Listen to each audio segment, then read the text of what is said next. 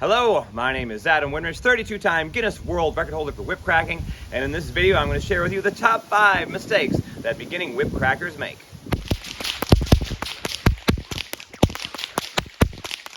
First, we're going to check in with our aspiring whip cracker, see what he's up to, so I can let you know exactly what he's doing wrong.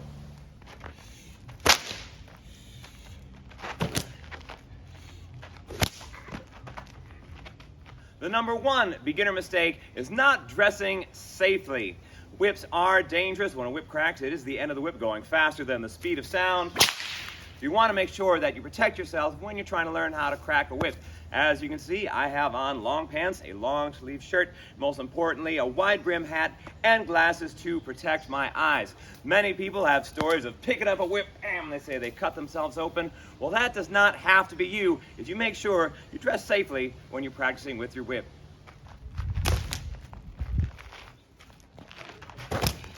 The second most common mistake that beginning whip crackers make is muscling the whip. To get a good whip to crack does not require a lot of effort. You just have to swing the whip up just enough so the whip becomes all the way straight, extended in the air. And if you bring it back down with just that much force, the whip should crack itself. See, not very hard. The whip is doing the work.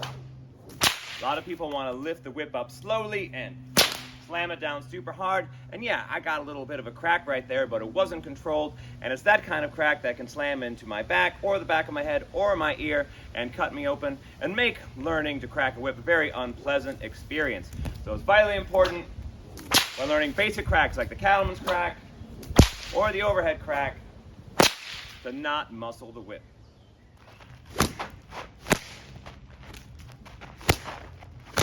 The third most common beginner mistake is cracking your whip on rough surfaces. If you're out there cracking your whip on concrete, asphalt, or gravel, you're going to wear your whip out very quickly. When I go out to crack my whip, I usually try to find a nice spot of grass without any rocks or broken glass in it. And I also want to make sure the grass is dry. And that'll help my whip last a lot longer. If you're out there cracking your whip, like I said, on asphalt, gravel, or concrete, it'll wear it out very quickly.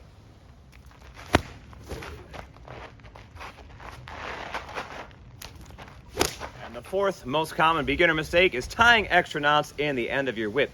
Any good whip should only have 3 knots that are supposed to be in the end of it. You'll have a knot that ties on the fall, you'll have a knot that ties on the cracker, and then a little knot at the end of the cracker that stops it from unraveling. If you tie any more knots in it than that while you're practicing with your whip and you don't take them out, that's going to cause a lot of extra wear and tear on your whip.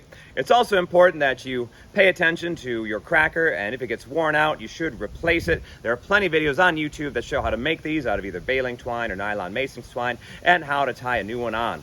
So again, fourth most common mistake, tying extra knots in the end of your whip. And finally, the fifth most common mistake that beginning whip crackers make, and that is trying to buy your whip on Amazon or any large retail site for that matter. That is where our beginner whip cracker in this video bought his whip. This was about $25 on Amazon. However, most of the whips that are sold on those large retail sites are made somewhere overseas. They're not actually made for serious cracking. They're mostly made to look like a whip and might look good on a belt for cosplay or look good on the wall, but they aren't really made to learn how to crack a whip. My first biggest recommendation for anyone looking to buy a whip is buy directly from someone making the whips. They can give you good recommendations about what to start out with, and also if anything goes wrong with your whip, they're more than happy to tell you what to do to fix the problem and to guide you in your whip cracking journey.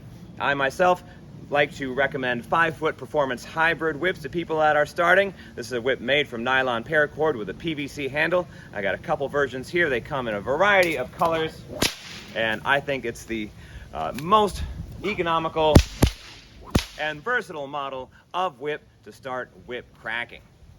I hope you found this video informative. If you'd like to support me and this YouTube channel, you can do that by subscribing to my Patreon for as little as $1 a month. I'll put a link to my Patreon in the description. My name is Adam Winrich, 32-time Guinness World Record holder for whip cracking. Thanks for watching.